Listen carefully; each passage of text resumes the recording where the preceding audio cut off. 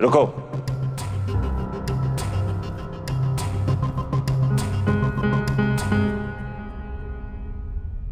चाबी है तो लेकिन ये चाबियां तो आप ही ने मुझे दी है। ये मैं अम्मी के कहने पे पैसे निकालने के लिए दी थी, रखने के लिए नहीं। वो क्या है ना कि आंखें बंद करने से अंधेरा हो जाता है, लेकिन सूरज नहीं डूबता। और दुआ का सूरज अब तक डूबा नहीं है और ना ही मैं डूबने दूंगा। चाबियां दुआ के हाथ में दे दो, क्योंकि घर की मालकिन दुआ ही है।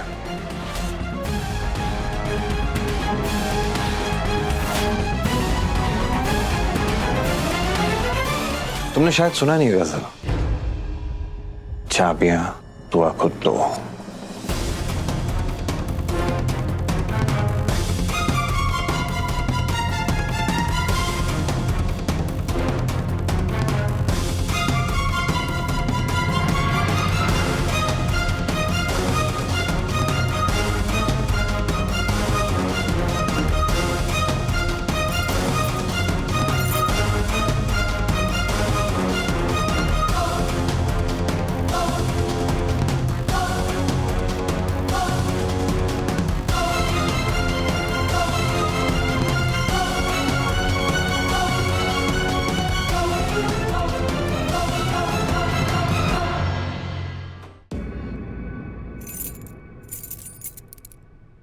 तुम जा सकती हो।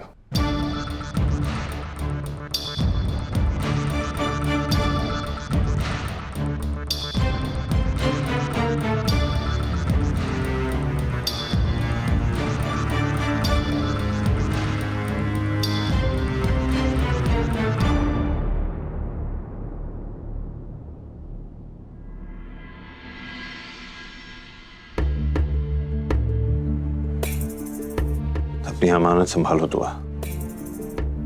ये सिर्फ चाबियां नहीं है, घर की जिम्मेदारियां हैं, और घर की जिम्मेदारियों को तुमसे बेहतर कोई नहीं संभाल सकता। और इनका बोझ उठाने की सलाहियत किसी और में नहीं है। दुआ, मैं ये चाबियां तुमसे लेना नहीं चाहता था, लेकिन मैं क्या करता। मैं एक शौहर के साथ साथ एक बेटा भी तो हूं। अम्मी की बात टालना नहीं चाहता था। समझ सकता हूं मैं कि तुम्हें कितनी तकलीफ महसूस हो रही होगी जब तुमसे ये चाबी छीनी गई। चाबी तुम अपने पास रखो।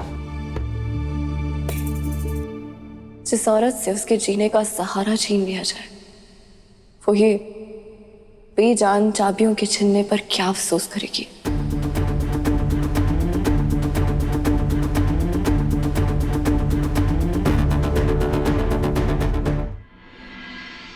मेरी तकलीफ का अंदाजा लगाना चाहते हैं ना,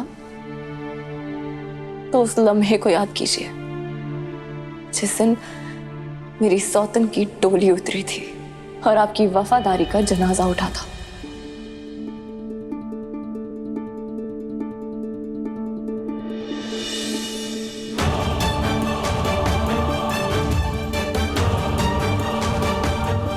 ये चाबियां, ये लॉकर, क्या है इनमें? कागजात के कुछ टुकड़े, नोटों की कुछ गड्डियां। इन बेजान चीजों की हिफाजत पूरी ईमानदारी से करती आई हूं, मगर आप मेरे दिल की हिफाजत नहीं कर पाए। आखिर तोड़ ही दिया ना।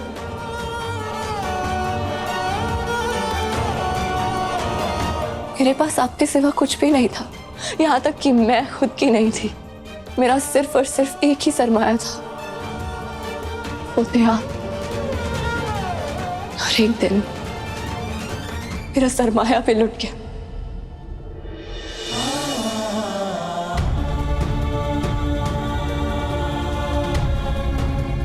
और अब अगर सारी दुनिया मिल भी जाए तो क्या फर्क पड़ता है। आपकी इनायतें बहुत है। एक इनायत और कीजिए, मुझसे मेरा हाल पूछना छोड़ दीजिए।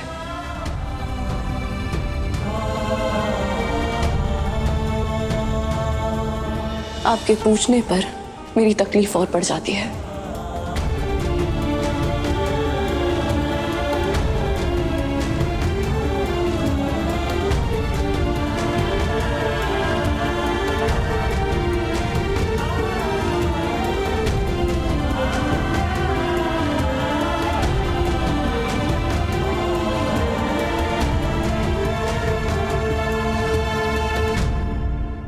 मैं तुम्हारे हर दर्द की दवा बनना चाहता हूं, लेकिन अफसोस मैं तो तुम्हारे दर्द की वजह बन बैठा।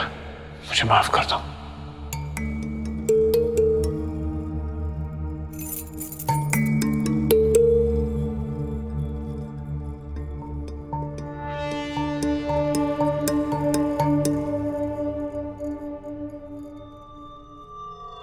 सुभान अल्लाह, दुनिया पाई पाई के लिए तरसती है और अख्तर खानदान ने पैसों का अंबार लगा रखा है। वाह, एक बार मांगने पर 10 लाख रुपए मिल गए। क्या तकदीर पाई है तूने गजल। अब देखना दुआ बेगम, अब देखना कैसे इन पैसों का इस्तेमाल करके तुम्हें इस घर से और बिजनेस से दोनों से बाहर करती हूँ।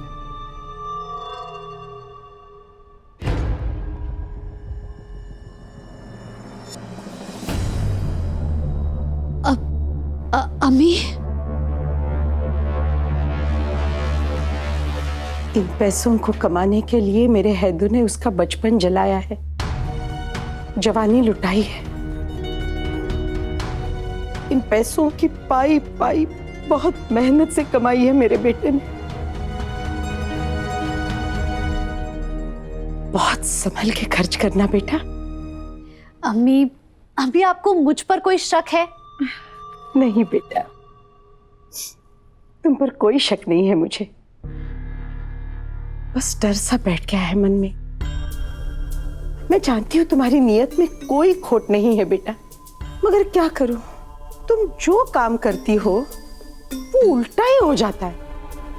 तुम जब रसोई में जाती हो ना, तब मेरा दिल बैठ जाता है, खौफजदा हो जाती हूं मैं।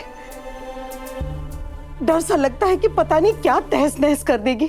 और वैसे ही हुआ ना, उस दिन तुम रसोई में गई और 1.5 सेर आटे में तुमने 3 सेर पानी डाल दिया।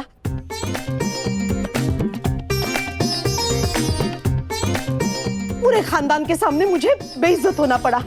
मैं तो ना सारा खाना मिट्टी के तेल में बनाती हूँ। ये सारा खाना मैंने मिट्टी के तेल में तो बनाया है।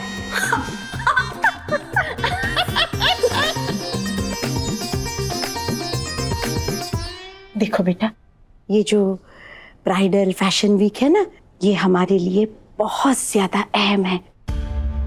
बस मेरी इज्जत बरकरार रखना बेटा। तुम अच्छी तरह वाकिफ हो, पूरे खानदान से बगावत करके उनके खिलाफ जाके तुम्हारी तरफदारी करके इतनी बड़ी जिम्मेदारी मैंने तुम्हें सौंपी है। बस मुझे शर्मिंदा मत होने देना। अम्मी, आप फिक्र मत कीजिए।